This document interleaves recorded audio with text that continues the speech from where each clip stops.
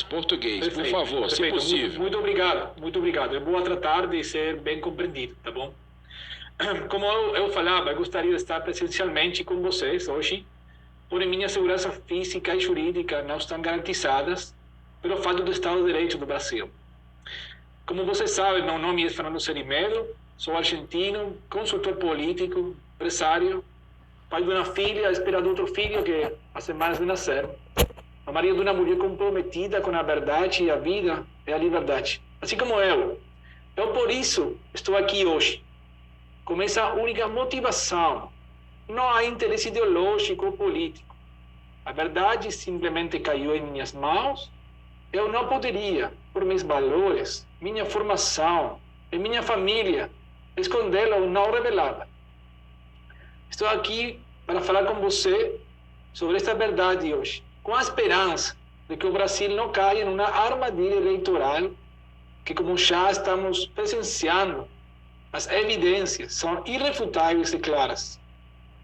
Há muitas coisas que eu gostaria de explicar, mas sei que hoje tenho pouco tempo, por isso vou resumir a grande maioria das anomalias encontradas. Primeiro, o que mais nos chama a atenção é algo estadisticamente e matematicamente impossível de acontecer. Ninguém pode discutir séculos de fórmulas estadísticas e matemáticas para tentar deslegitimar uma anomalia. Nós, para essas análises, tomamos como amostra cidades pequenas, demograficamente homogêneas e com distribuição equitativa dos modelos de urna. A mesma população, ou seja, distribuição homogênea e equitativa das urnas. A variação de resultados entre os modelos de algumas urnas de 2009 a 2015, que não possuem memória interna, mas usam um pendrive, um flash drive, muito manipulável, e sua custódia não é clara, e com relação às urnas de 2020, que possuem memória interna. Essa variação não ocorre apenas com relação aos votos do candidato 22. Ocorre também no caso de Tebet e Gomes. E algo muito pior que descobrimos há poucas horas é que essas anomalias também são vistas nos votos em branco. Mas, em especial, e ainda mais grave, nas urnas onde houve votos após as 17 horas. O que poderia ser, claro, mas com uma particularidade, que em muitas urnas, os votos após 17 horas ultrapassam os 50% do total de votos. Incluso em algumas pesquisas, registraram votos até as 23 horas. Essas urnas, milhares delas, também registram, segundo logs públicos das próprias urnas, uma diferença entre 6 e 10 segundos entre cada votação. Cada voto entre 6 e 10 segundos. Essa análise foi feita em áreas com menor escolaridade para eliminar essa variável. Nesses mesmos logs dos modelos de urnas anteriores, no aplicativo do software Vota, software tem muitos aplicativos, tá bom? Mas no aplicativo Vota, quando ocorre algum erro, aparece o nome do eleitor. Sim, o nome do eleitor esteja na máquina e no aplicativo Vota. Para dar alguns números sobre isso, a diferença de votos médios entre as urnas de antes de 2020 e de 2020 é a seguinte. No caso de Gomes, é 19,8% a menos. No caso de Tebet, 19,9% a menos. No caso do Bolsonaro, o Brasil, em todo o Brasil, desculpa, é de aproximadamente 5 pontos percentuais no primeiro turno e ao menos 3 a 5 pontos percentuais no segundo turno.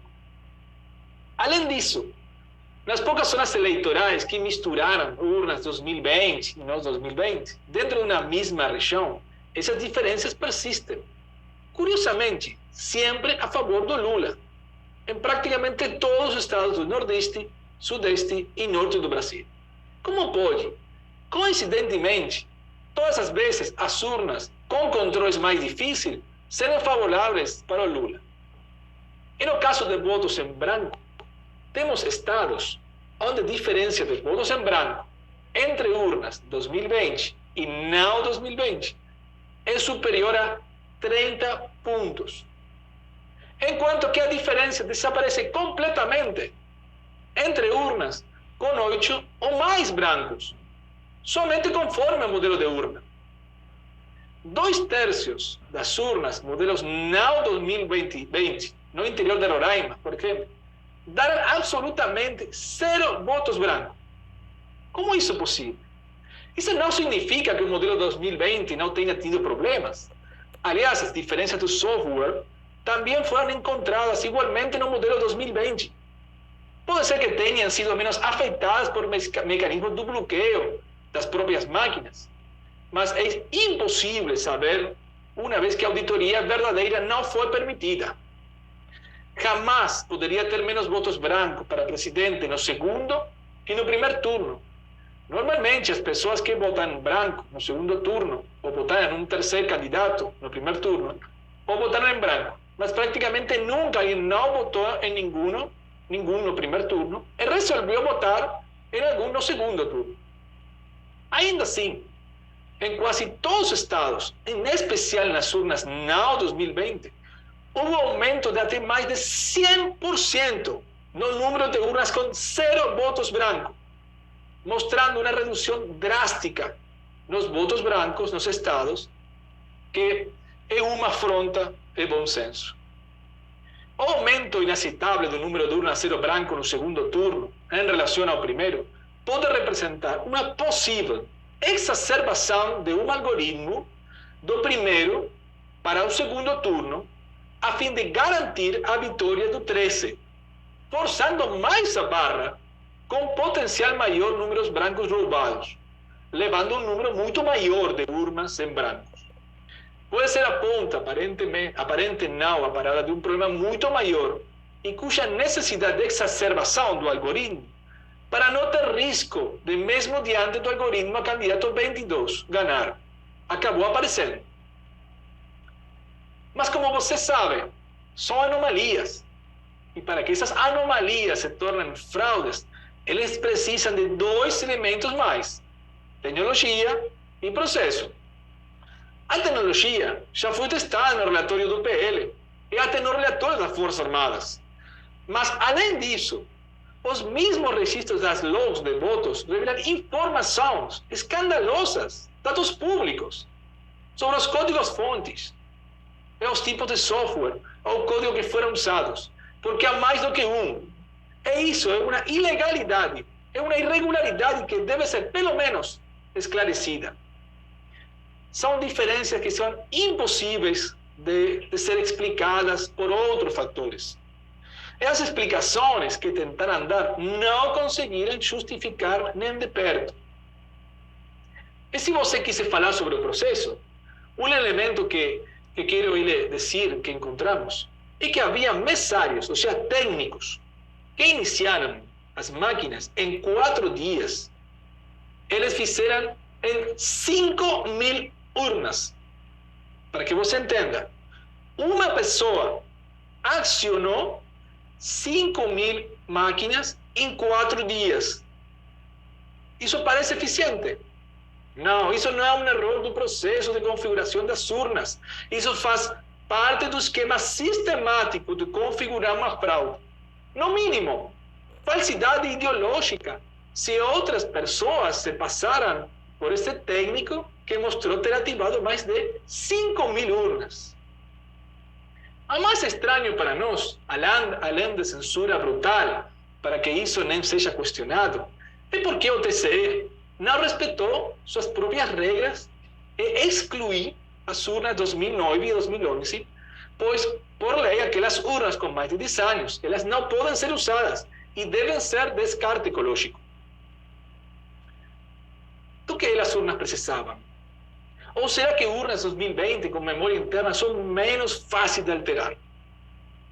Além do título de eleitor, conseguimos identificar se aquele mesário eleitor, de uma daquela sessão eleitoral, que ele estava trabalhando.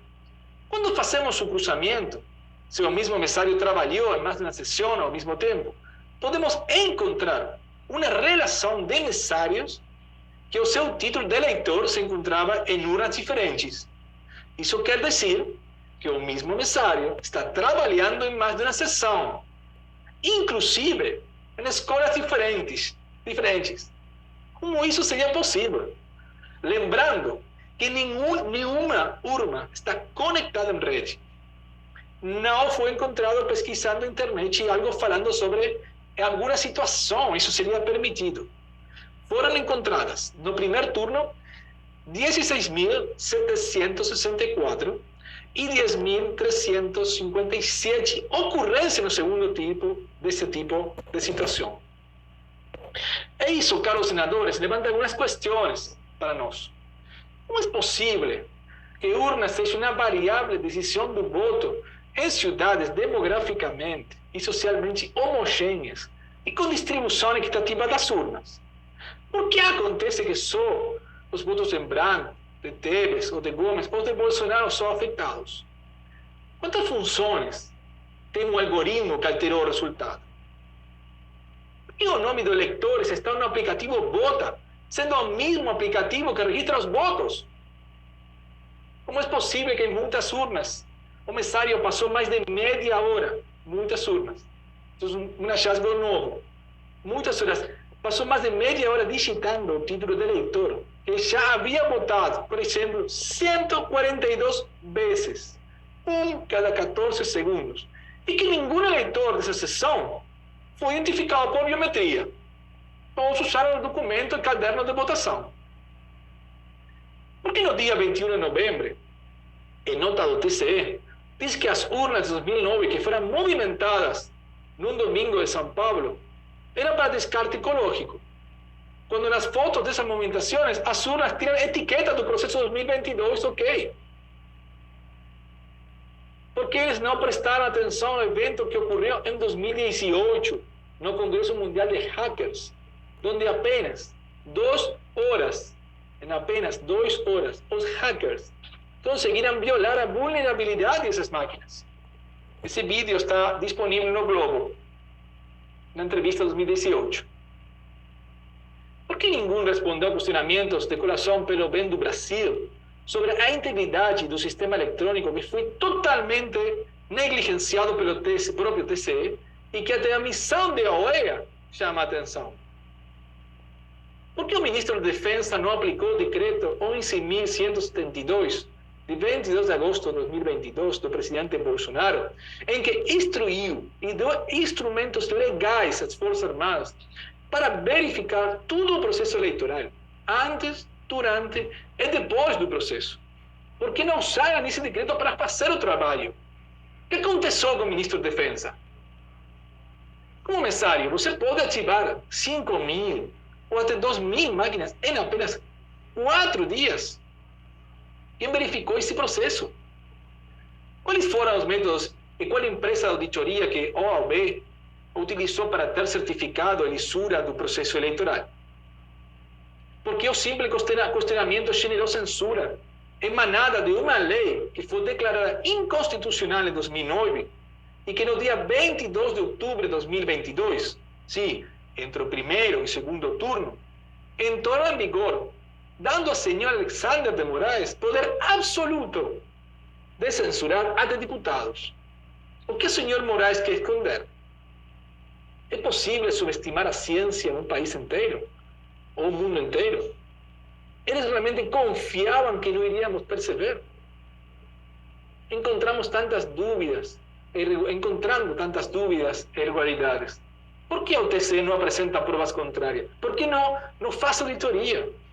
Por que querem deixar um país inteiro em dúvida sobre o resultado? Qual é o plano, senhor Moraes? Que medo você tem de não abrir os livros para mostrar como foi o processo? Ou que essa covardia escondida atrás da censura? Por fim, como reflexão, o questionamento das urnas, do processo eleitoral, faz parte das democracias maduras, podendo culminar com a anulação do processo, como ocorreu na Áustria em 2016, e na Alemanha em 2021. Ou não? condenação literal do questionamento às eleições é um dos pilares fundamentais dos ditames. As recentes condenações às quais queremos questionar deixam claro a tendência ao totalitarismo. Esses são semelhantes aos processos eleitorais do Coreia do Norte, Cuba, China e Venezuela. O impedimento do fortalecimento da transparência do processo eleitoral através da imposição da ideia de lisura inquestionável das urnas e das eleições, como ridicularização, mas condenação dos questionamentos, é um claro processo de inversão de conceitos, e cujo questionamento de tal inversão também foi suprimida. Seria em si um aspecto de interesse para análise. Quando seguida de todas as irregularidades, ilegalidades silenciadas e anomalias, completasse um raciocínio lógico que até então pairava somente no âmbito da especulação, esses objetivos de impedir o reforço da democracia através de transparência passam a ser plenamente compreendidos como parte de um processo mais amplo, tornando tal hipótese como muito provável, se não confirmada. Senadores, na Venezuela é assim. O juiz decide antes de receber a petição, não houve nenhum peticionário, bloqueia contas, encaminha para inquérito todos os autores, técnicos e partidos, e para mostrar em sessão, multa milhões no número equivalente ao da sigla. Isso na Venezuela. Agora, se você acha isso válido, isso revela mais de você que do fato. Enquanto isso, o TCE protegesse atrás das supostas impossibilidades estadísticas. Se vocês esqueceram que modelos ajustados são mais que suficientes para comprovação estadística. Deputados, senadores, presidentes de partidos políticos, da direita, da esquerda, militares. Se depois de hoje, onde em poucos minutos, muitos peritos conseguiram demonstrar as irregularidades desta eleição, nada fazem, vão estar abandonando o povo. Mas saiba que o povo nunca sairá do Brasil. E o passo do Brasil só acontecerá como uma auditoria e um voto no papel. Não anular as eleições com anomalias em todas as suas etapas e confirmar um estado de autoritarismo travestido de democracia, tal qual acontece em Cuba e na Coreia do Norte. Agora, para finalizar, dirijo-me ao povo brasileiro. Acordem, o Brasil está adormecido. Vocês estão inertes diante da oportunidade de salvar o país ou julgá-lo em desgraça. Olhem ao seu redor, olhem os países da América Latina que estão dominados pela esquerda, pelos amigos dos políticos de esquerda do Brasil. Pesquisem os exemplos espalhados pelo mundo. Você pode até ter votado na esquerda ou ser omitido por estar magoado com o presidente Bolsonaro, mas ele luta pela sua liberdade e pelo seu direito de expressão. Não permita que te calem. Não têm o direito à crítica de suas bocas. Não permitam que pessoas sejam presas ou censuradas por poucos apenas por dizerem o que pensam. Façam algo. Agora, nesse momento, levantem seu sofá, saiam para as ruas, lutem pelo futuro das próximas gerações. E entrem na história. O Brasil é lindo, e merece um povo que o mereça de verdade. Lembre-se, o único supremo é o povo. Muito obrigado, brasileiros. Obrigado, Brasil. Muitas graças, senadores. Muito obrigado, senhor Fernando Cerimedo, ele que é o responsável pelo canal La Derecha Diário, La Direita Diário, divulgou um dossiê com informações sobre a apuração das eleições no Brasil, apontando falhas no processo eleitoral. Parabéns pela sua exposição, bem didática. Acho que nem precisou aqui, a gente conversou aqui enquanto estava começando a palestra dele, nem precisou de tradução, mas eu quero agradecer tanto